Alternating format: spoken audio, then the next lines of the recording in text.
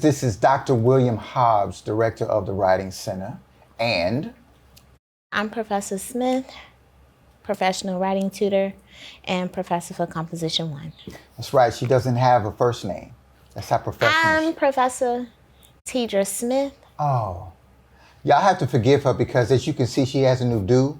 So she's feeling herself right now. So we got to adjust ourselves to all this fabulousness that's taking a hold right now. That's what we're doing right now. Okay. All right, doggone it. We are here today to discuss the process of taking your rough draft to a final draft. Mm-hmm. And this is very interesting because Professor Smith, she's done a couple of talks on this already. So, Professor Smith, what are your thoughts? Well, for starters, with your rough draft does not have to be perfect.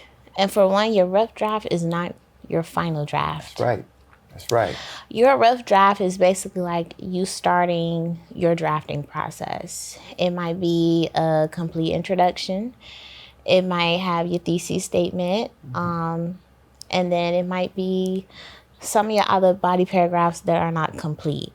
But as long as you have like your main topics and the main thing you're going to talk about, that is your rough draft. Now, when you say the main topic and thesis, what is that for some people who might not have gotten that in high school the way they were supposed to?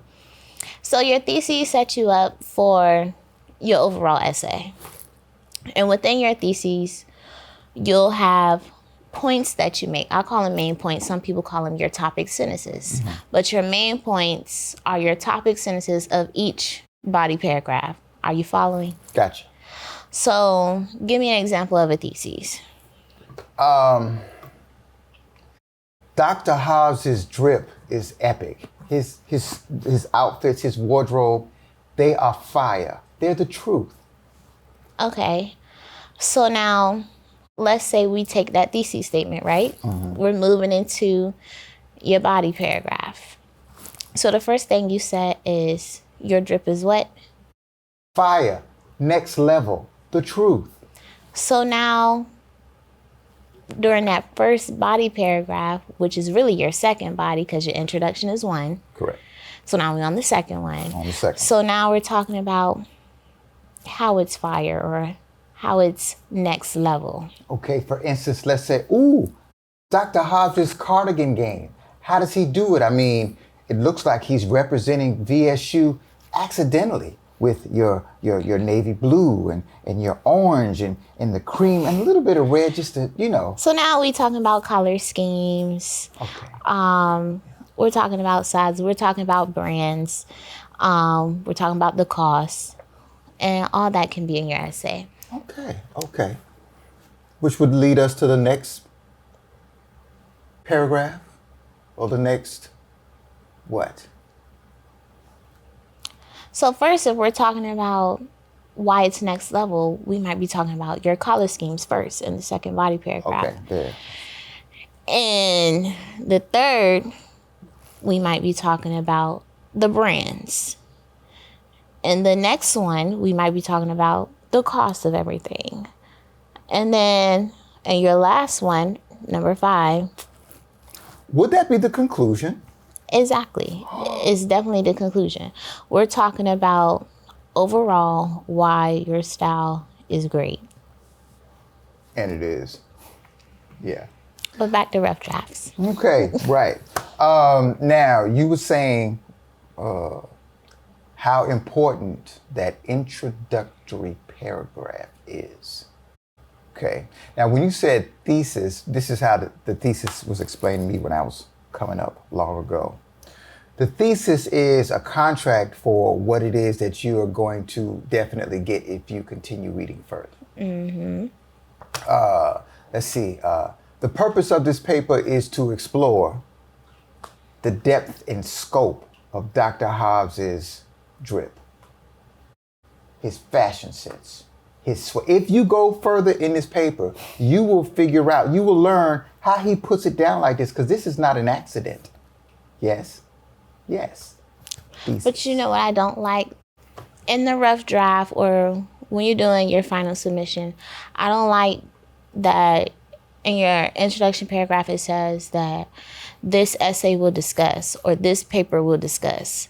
I want you to just start talking about what it is that you're discussing instead of saying what the paper will do. Okay. Just do it. Now, you're saying that the thesis would be that obvious even if you don't put that in? It should be, yes. It should be. Okay. It's like a independent clause. All right. It can stand alone. Okay. Now, most people say that this thesis or theses, you see how she likes to say it, right? Theses. Yeah. Thesis. Same thing. Yeah. That it belongs in a certain place in the introduction. I always tell my students that it's never at the beginning. It should never be at the beginning. It is always near the end. Why not at the beginning? If you're giving it to me at the beginning, then I feel like I don't need to read any further, especially if it's your introduction paragraph. When you're doing your introduction paragraph, you should lead with a question, a statement, whether it's a fact, a definition, whatever the case may be. Not only that, but I'm thinking it is a way to give the background information for you to fully appreciate and understand what you're walking into. Yeah. Look at it like when you go into the movie theater, you know, the first couple of scenes or whatever is to get you ready for the full story. We need the background context first. Absolutely. Absolutely. Then we need to know where you're going. And you get that in the thesis. Okay. You said something else, and I wanted to speak to that. As far as the rough draft doesn't need to be perfect, there's a reason why it's called the rough draft. It's supposed to be rough. And honestly, you should have multiple rough drafts. You should not just have one, because a lot of people think that your rough draft is the final draft. It's not. You should continuously be editing. So if you come to me with a rough draft and you only have 2 paragraphs, that's fine. I see what you're working on. Let me tell you where you can go after this or how you can build on it. But even then, the next time you come back, you should have a little bit more. Let me tell you where you can go next, or let me tell you what you can take out, or let me tell you what you can do differently. You should be constantly working on it, editing it, and having others read it as well as yourself. Are you telling me then that if a person has to do 6 drafts of a paper, that doesn't mean they're a failure as a writer? Absolutely not. Absolutely not. What makes you think that people see themselves, why would they see themselves like that if that was the case? I don't know. I feel like when you're given criticism, they feel like they're doing something wrong. And so now it's just like, I don't want to continue to work on this, or I don't want to continue to do this. Well, it's already done. I don't understand why I need to work on it more. But I always tell the students, I like when I give you essays back with my feedback, or I like when other professors give you criticism, so we know what you need to work on to make this better, to make this into a better final product. I would say to that, in addition to that, it's the feedback I'm giving you is not to show you how bad it is. It's to show you what you can do to make it even better. How to improve. Right. And I feel like now the students, they don't like criticism. And I feel like nobody likes to be criticized. However, but it's actually helping you. And that's something I had to learn too as a writer. It's helping me be better. It's helping me think a certain way. Or it's showing me my mistakes and showing me what I could have done differently. I'll go even further as to why I feel that is so important these days. This inability for so many students to be open to criticism or feedback. I really think it is that you spend so much time scrolling through social media and everything else. You see all these filtered, perfect highlight reels of everybody else. And you think that that's the way your life is supposed to be. And therefore, anything that you have to work at, you just don't need to be doing it. It's just not for you, right?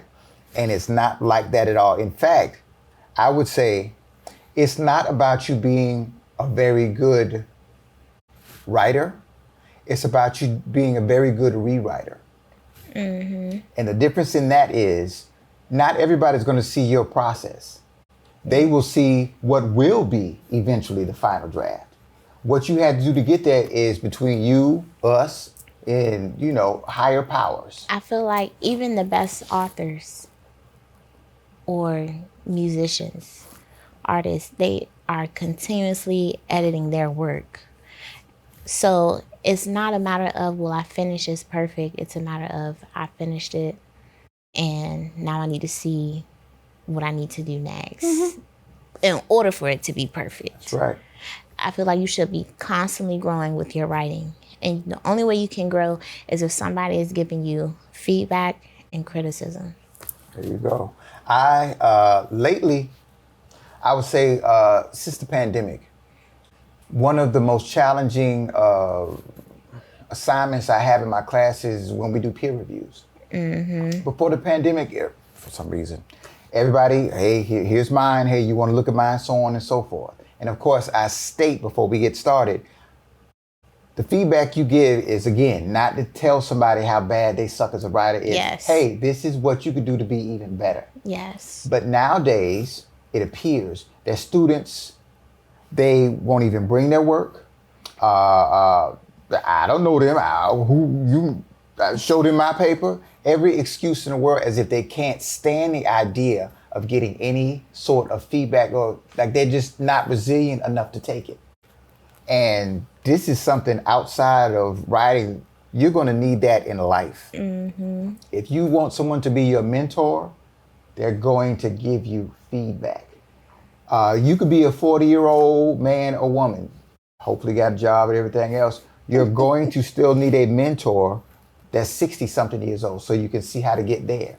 They're going to give you feedback on what you're doing right now to help you better get to that stage. I feel like peer review is great, and that's why rough drafts are not final drafts, because you need the rough draft in order to talk amongst your peer, because maybe they're saying something that you can do differently, or maybe they can give you some advice that you might have missed, or they can help you out, but also you're helping them out as well. That's right. Maybe you should do this in this paragraph, or maybe you should take this out, maybe you could say this a different way. I like peer reviews. I feel like they are beneficial because it's just like asking your friend for advice about a situation. And y'all know y'all do that about other things. But all instead of it being, your friend, it's another one of your peers. There you go. There you go. So, as you can imagine, the Writing Center has all kinds of feedback to help you with your writing process, in addition to peers. Please use peers. The classroom is a community. Yes. Use it as such. Group chats and all of that. Like I said, I don't know what happened after the pandemic, but that's what they're there for. This term cohort, it is a group of people with a shared characteristic. Cohorts in a class, cohorts regarding a particular classification, moving through college. Find like-minded people who all want to improve. If you all want to improve, it goes without saying that eventually you're going to give each other feedback. So it's all about being better. Better writer, better person, the whole 9 yards. That's what we're about here, because greater happens at Virginia State University. And you cannot be greater unless you take criticism and feedback. Especially for your rough draft, in order to get to your final draft. Exactly. All of y'all are literally in rough draft phase. So do what you can so you can eventually get to your final draft phase. Yes. And with that, this is Dr. William Hobbs. Professor Teacher Smith. Yes. Saying see ya and Hail State. Wow. Is that the change?